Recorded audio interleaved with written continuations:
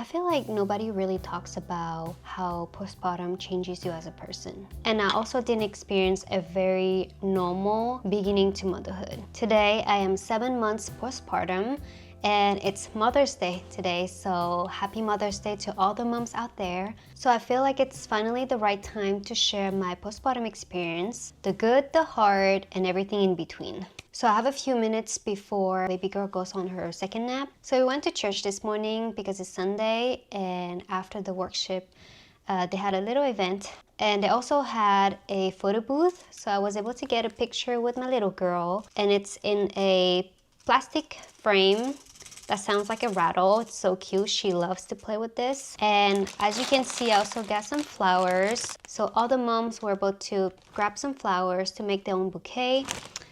And I was thinking, why not make my own bouquet now while I talk to you guys, while I share with you guys my postpartum experience. The beginning of postpartum has been a big shock for me. Maybe because I had a very smooth pregnancy, but it felt like a big slap on my face. The first surprise was when I found out at 36 weeks that my baby was breech. My OB did an ultrasound and she found out that the baby's head was around my ribcage. Luckily, my surgery went really well. It was really fast. It probably took 30 minutes and I was able to see my baby afterwards. It was painless. I didn't feel anything during the surgery, just some pressure, and the recovery was not bad at all. I did feel some pain, but it was manageable. So overall, I had a very positive C-section experience. The only thing was I couldn't move much, so getting in and out of bed would take me forever. So unfortunately, my husband had to do pretty much everything, and even at night when she cried for feeding, he had to pick her up and give her to me in bed. But the first night at the hospital went pretty well, even though we had broken sleep, but it was not that bad. But then starting at the second night, it turned into a nightmare, guys. I remember around 10 or 11 p.m., she would cry and she would not stop. Like, we had to call the nurses to come help us because we didn't know what was going on. And they tried to rock her to sleep. It helped a little bit, but then she went back to crying, and that was happening until 6 a.m. I figured that maybe because my milk didn't come yet, that's why that she was probably hungry. So I decided to request for some donor breast milk, and I think that helped her to go back to sleep. I struggled with breastfeeding. I honestly didn't have a good experience with it. It was so stressful for me. Alright, so it didn't take very long. This is the bouquet that I made. Baby girl is sleeping now, so I need to put her to sleep. I wanted to take a few minutes to talk about my breastfeeding experience because I feel like it could help another mom out there. Looking back now, I think one of the reasons why we struggled a lot the first week is because we had a hungry baby. And I didn't fully realize it at that time. I think I should have just kept her on my breast until she falls asleep. That way I can make sure that she gets the amount of milk that she needs. And that will also help to build up my milk supply. She cried so much, had a hard time settling, and I didn't immediately understand that it was hunger. At the hospital, we did request for some donor breast milk a few times, but once we got home, I could only depend on my own supply. And honestly, if I could go back, I would have been less hard on myself about supplementing in the beginning with formula. Around 3 weeks postpartum, I ended up triple feeding her, and she actually became a much calmer baby after that. But then at 4 weeks postpartum, we got news that completely changed the course of our parenthood for the next few months. Since she was breech, the doctors had recommended at the hospital to get an ultrasound done for her hips to make sure everything was okay. And at 4 weeks old, she was diagnosed with hip dysplasia and had to start wearing a brace 24/7 right away. I didn't get a chance to bathe her or even change her clothes, so she had to wear the same bodysuit for the next 2 weeks. And I remember feeling heartbroken. From that point on, things became a lot more emotionally and physically challenging for us day to day. We were really lucky that she was able to sleep in her crib starting week 2. Even with the brace, nighttime sleep was actually okay. But naps were a completely different story. The only place she would nap comfortably was in the carrier. So from around 1 to 4 months old, every nap was basically on me. To save my back, I'll take her for a walk on the stroller. Although honestly, that didn't get easier until she got close to 3 months old. Since she had to wear the brace 24/7, simple things felt hard. We couldn't do skin-to-skin contact naps. Cuddles were awkward, and all the onesies that I got for her, we haven't touched them at all. Because she could only wear bodysuits, so we could easily change her diapers while she was in a brace. The brace also limited her movement, so some of her milestones were delayed. Then at 4 months checkup, they did an x-ray and everything looked good. The doctor told us she only needed to wear the brace at night moving forward until she outgrew it. So about a month later, we were finally done with it.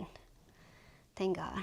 Honestly, seeing her without the brace during the day for the first time was emotional. She was kicking nonstop, smiling, moving freely. She looked so happy. That season was really hard on all three of us, but once it was over, everything became much lighter. And now, she's the sweetest, easiest little baby.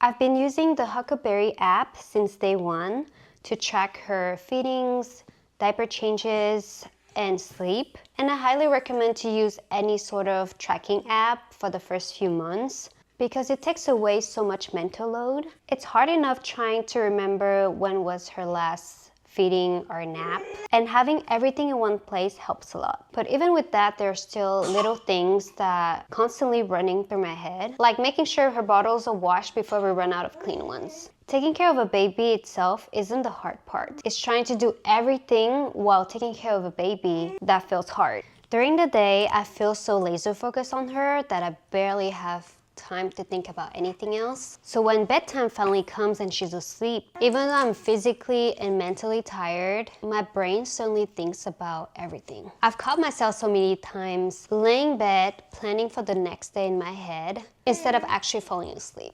And it's kind of crazy how the days go by so fast, but at the same time you feel like you barely got anything done. Before becoming a mom, I was not someone who dreamt of motherhood. I was pretty neutral about it. But now that I'm a mom, I genuinely love it so much.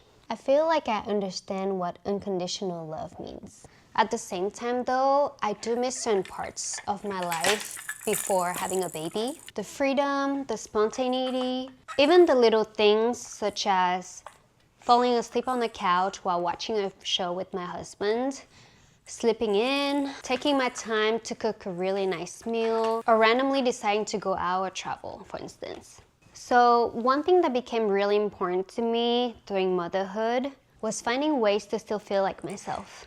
I ended up creating what I called a loose schedule for myself, something flexible that I can adjust around the baby, instead of trying to follow a perfect routine. I also made a promise to myself that I would not completely let go of myself after becoming a mom. So I started making time for things that make me feel good. Whether that's going to the gym, going on walks, getting myself a facial, or just doing small things for myself. I feel like the older she gets, the easier it becomes slowly to get little pieces of my time back. Now she can play independently for short periods in her back and play, for instance, while do chores around the house. Also, she takes longer naps now, so it allows me to edit my YouTube videos during that time. And recently, my mother-in-law moved in with us, so that helps a lot. It allowed me to go to CrossFit more constantly now, which has been really good for me mentally. I'll admit though, I definitely get the pressure to bounce back after pregnancy. I remember looking at other moms on social media who seem to bounce back so quickly and thinking, why does it feel so much harder for me? But over time, I've learned to be more patient with myself and focus more on consistency than perfection. Once I started doing CrossFit a few times a week consistently, I started noticing a big difference. It has truly helped me to feel like myself again. And while I still feel a little stagnant with weight loss, I care a lot more about how I feel, my strength, and what I see in the mirror. Another thing is postpartum has made me realize how important it is to have the right partner by your side, because having a baby can put a lot of pressure on your relationship very quickly. I feel really grateful having such a supportive and caring husband, which honestly made my experience a lot easier. At the same time, we definitely argued more during certain moments, especially late at night where we're both exhausted. I also realized how important it is to be aligned on parenting styles and expectations before having the baby, because small differences can create tension really fast when you're already overwhelmed. Postpartum has challenged me in so many ways, but I also feel it helped me grow so much as a person. I'm still learning, still adjusting, and still trying to find balance in this new version of my life. But overall, I genuinely love being a mom. And if you're currently going through postpartum as well, I just hope this video reminded you to be patient and gentle on yourself. We're all figuring out as we go. Thank you so much for watching, and I'll see you in my next video. Yoo-hoo!